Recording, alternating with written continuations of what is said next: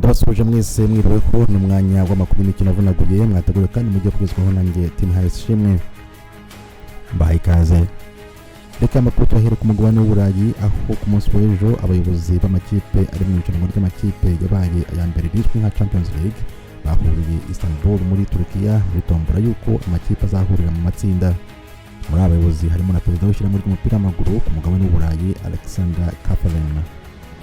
Mu makuru y'umupira w'amaguru amakuru ashyushye nari kuvuga kuri Cristiano Ronaldo wasubiye mu ikipe ya Manchester United yo mu Bwongereza. Uyu kabuhariwe muri ruhago yaramaze imyaka 3 akinira Juventus mu Butaliyani.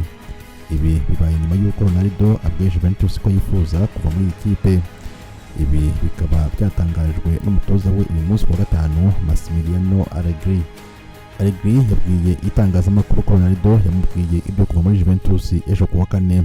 Juventus yaramutanzeho miliyoni 100 z'amayero amafaranga akoreshwa ku mugabane w'Uburayi. Cristiano Ronaldo avuye muri Juventus amaze kwitsindira igitego 101. Cristiano Ronaldo kandi ni nawe wabaye umukinnyi mwiza ku isi mu mwaka wa 2008 ubwo yatwaraga Ballon d'Or. Hagati aho ikipe ya Manchester City benshi bari bahaye amahirwe yo kugura Ronaldo yananiwe nanone gusinyisha kapiteni w'ikipe y'Ubwongereza Harry Kane usanzwe ukinira ikipe ya Tottenham Hotspur kubera ikibazo cy'amafaranga. Tukivuga ku ikipe ya Manchester City reka tubabwire gato kuri myugariro w'ikipe Benjamin Mendy ukinira n'ikipe y'Ubufaransa ari kuregwa ibyaha bimwe bifitanye isano no gufata abakobwa ku ngufu harimo n'uwo yahohoteye. Uyu munsi wa gatanu urukiko rwo mu Bwongereza rukaba rwamusabiye gufungwa by'agateganyo. Azaba afunze mu gihe cy'iminsi 10 aho azasubira imbere y'urukiko ku itariki ya 10 z'ukwezi kwa 9. Andi makuru akomeje kuvugwa cyane y'abakinnyi bava mu makipe berekeza mu yandi makipe anavugwa kuri Kylian Mbappé umukinnyi ukinira ikipe ya Paris Saint-Germain mu Bufaransa. Birakibazwa niba agomba kuva muri iyi kipe akerekeza muri Real Madrid yo muri Espagne.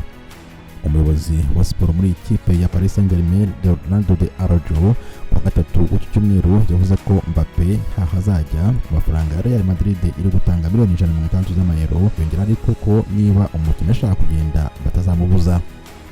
Leonardo kandi yakomeje kuvuga ko uruhande bahagazeho n'ikipe ari uko bagumaniye umukinnyi akongera amasezerano bafitanye. Yakwifuza kugenda akagenda ariko yaba agumye mu ikipe akahaguma afite inshingano zo kubahiriza amahame y'ikipe igenderaho. Kundi ruhande rwa Mbappé we havugana na televiziyo y'Abafaransa Canal Plus yavuze ko icyo yifuza ari ugutsinda. Aho yajya hose agatsinda nta kibazo bapfa gusa kuba ngo bamufitiye umugambi mwiza. Aya makuru rero Mbappé avuga ko ashaka kwerekeza muri ikipe ya Real Madrid aje nyuma y'uko hari abandi bakinnyi bamusanze muri Paris Saint-Germain barimo Achraf Hakimi, Jorginho Wijnaldum, Gianluigi Donnarumma, Sergio Ramos na rurangiranwa Lionel Messi. Perezida wa Paris Saint-Germain Nasser El-Khelaifi we ariko ntabibona kimwe na Mbappé kuko avuga ko nta mahitamo uyu mukinnyi afite uretse kuguma muri Paris Saint-Germain nyuma yo kuzana Lionel Messi. Yarangije agira ati nta kintu na kimwe tutakoze kugira ngo Mbappé agume mu ikipe. Tutarava ku makuru ya ruhago umugore ukomoka muri Afghanistan ubu wamaze guhungira muri Denmark kubera intambara y'Abatalibani bafashe igihugu. Uyu mugore Khalida Popal yashinze ikipe y'umupira w'amaguru y'abagore muri 2007 bo muri Afghanistan ariko banavanzemo n'abandi bo mu bindi bihugu. Yavuze ko ababajwe cyane n'abakinnyi be bakiri muri Afghanistan ariko ko azakomeza kubarwanira ishyaka. Yavuze ko yibuka neza ko ubutegetsi bw'Abatalibani ko bwabangamiraga abagore kujya ku mashuri no kujya mu mikino n'imyidagaduro. Ati Abatalibani n'abanzi bacu. Turangirize amakuru yacu ku mikino Paralympique ibera i Tokyo mu Buyapani y'abana n'ubumuga aho umurundi Parfait Hakizimana ukina umukino wa taekwondo unafite umukandara w'umukara nawe yitabiriye iyi mikino. Hakizimana ni umurundi wahunze igihugu cye ubu akaba abarizwa mu nkambi y'impunzi z'abarundi iri i Mahama mu Rwanda. N'umwe muri batandatu bitabiriye iyi mikino yatangiye ku itariki ya 24 z'ukwezi kwa 8 iteganijwe kuzarangira ku itariki ya 5 z'ukwezi kwa 9.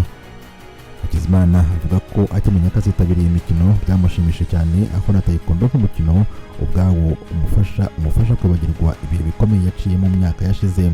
Yahungiye mu Rwanda muri 2015 nyuma y'imvururu zari ziri mu gihugu cye cy'u Burundi zadutse nyuma y'amatora y'umukuru w'igihugu. Kuri ubu aho aba mu nkambi ya Mahama Hakizimana yafunguye ishuri rigizwe n'abantu 150 yigishirizamo umukino wa taekwondo. Avuga ko yigisha taekwondo ngo atange icyizere ku mpunzi no kwihangana yagezeho abikesheje siporo.